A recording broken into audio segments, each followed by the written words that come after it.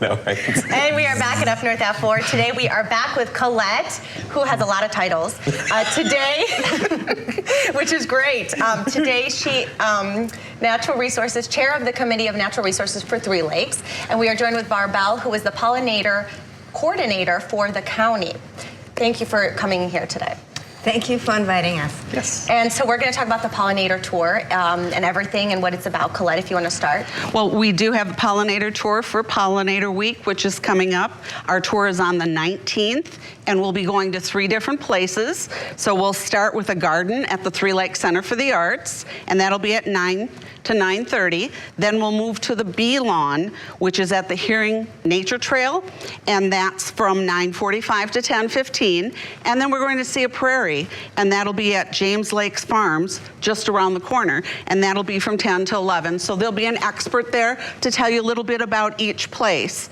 But Baerbel is going to tell you why it's so important that we have pollinator gardens and what they do for us. Yeah. So first of all, Pollinator Week is was founded by the Pollinator Partnership in order to raise awareness on our pollinators.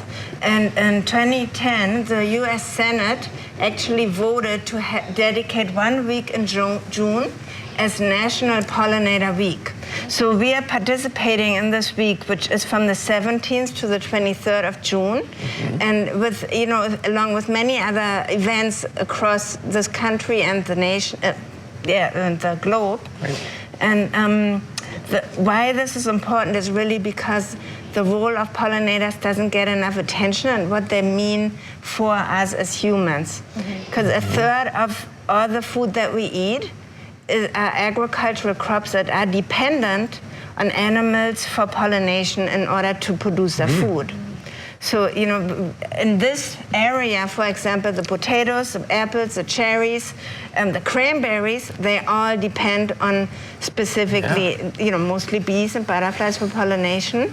And so without that being an awareness, we don't think about what can we do to actually help them, because the problem is that across the globe, we're facing a significant decrease in these insects, and it's causing us problems. So what can we do to help? We want to make sure that we have a role in this since we depend on them. Right. And one is that we really want to rethink the application of insecticides, which, in this area we have a lot of mosquitoes, and there's concern for mosquito-borne illnesses, which is very understandable. However, and that's really the majority of the products used, is not species specific. So they also really affect any kind of bee, butterfly, dragonflies, and then up the food chain, our birds.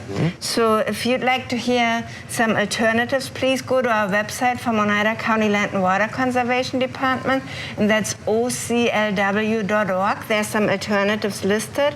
And then besides that, of course, everybody can do something with where they're at, with increasing habitat. And that could be even just a few native wildflowers on your balcony, or increasing from that through your yard, your shoreline, a prairie in the, if you have a bigger field available, or what has recently been added to... All right, we got to cut you off. They're running out of time, though. Collette, 2 events coming up? Yep, so the 2 events, the Pollinator Day, which we talked about, and that they can look on the website for James Lake's Farm, Healing Nature Center, or Three Lakes Center for the Arts, and that's starting at 9, and it goes to 11, and you can go to 1 or all 3 segments.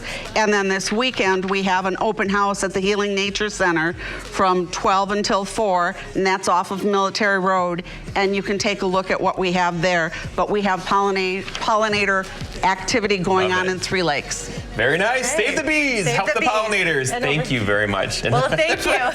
We'll be right back after this break. Nice job. Thank you.